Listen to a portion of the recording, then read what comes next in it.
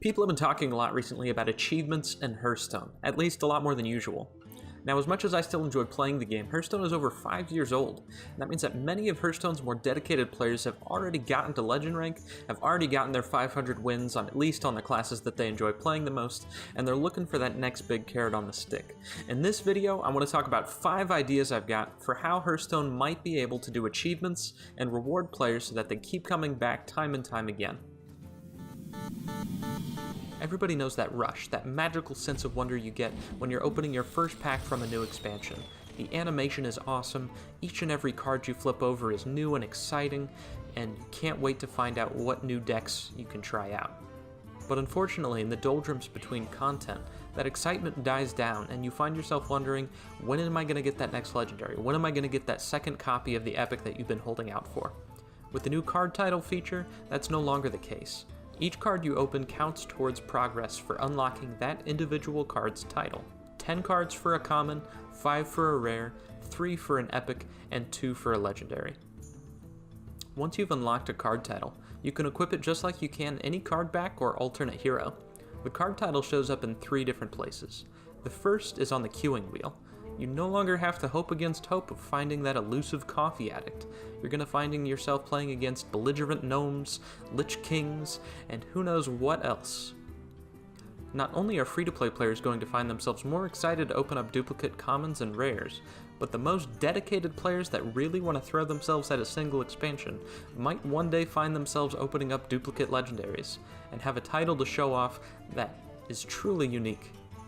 In addition, you'll see your card title show up in the introduction phase right before the mulligan, and anytime after that, on the left side of the screen, displayed below your profile name.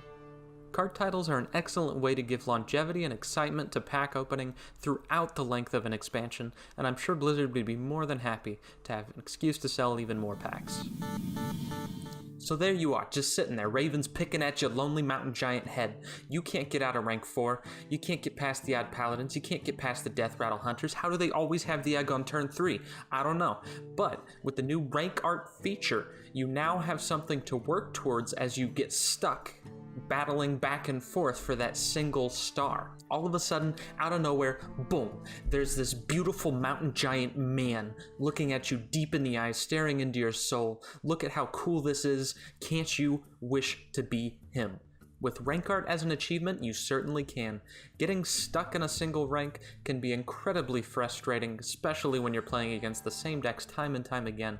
But if you manage to win 100 games at a single rank across seasons, you too can be the proud owner of some shiny new card art. Now, I understand that there's some risk in the idea of rewarding players for staying at a certain rank, but honestly, I think it would make the experience of playing suboptimal decks that much better, and of course there's tremendous meme value in saying that you're the master of rank 20. Additionally, you now have the added benefit of cross-seasonal goals, so you no longer feel the sting of maybe you didn't quite get to rank 5 this season, maybe you didn't quite hit legend rank, but you still made progress towards that alternate card art that you get to show off to all your friends and all the people that you play against on ladder.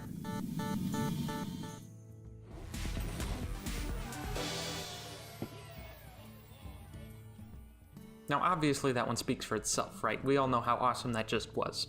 But really, alternate win animations would be just a nice little icing on the cake, give you that extra bit of dopamine every time you manage to just shut the odd paladins down. Who wouldn't love that?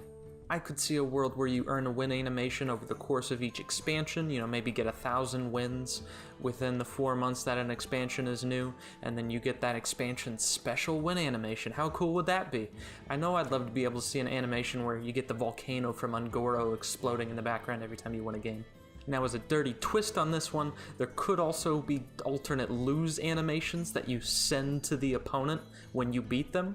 Now, that would be a little bit spicy. Not sure how I feel about it, but I do think that that is also hilarious, so, why not? Emotes are such a small, yet integral part of the Hearthstone experience that having more of them is certainly not a new idea by any stretch. But I do think that these would be an excellent ground for having achievements in the games tied to your specific hero.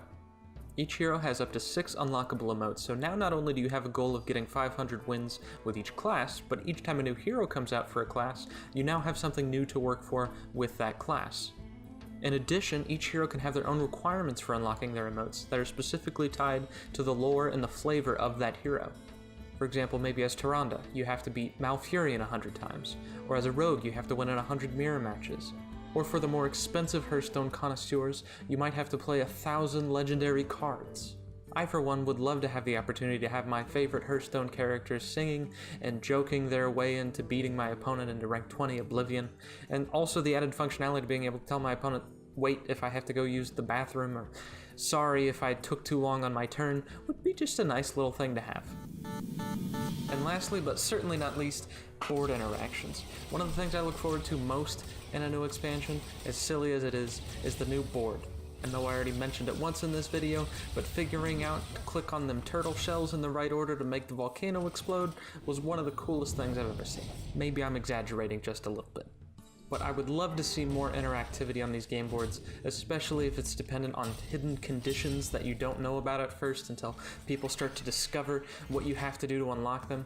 You could have something simple, like win 100 games on a given game board, or you could do something a little bit more exotic, like play 1,000 elementals and now your griffin can shoot fireballs. How cool would that be? Now the tricky thing for using board interactions as an achievement is that the board you get is totally random. So you might have a favorite option, just like you have for card backs, that could increase the likelihood of getting a specific board to allow you to work towards the achievements associated with that board. Or you could just view this as a very long-term goal that eventually, if you're playing the kind of decks that satisfy specific board requirements, you will unlock those interactions.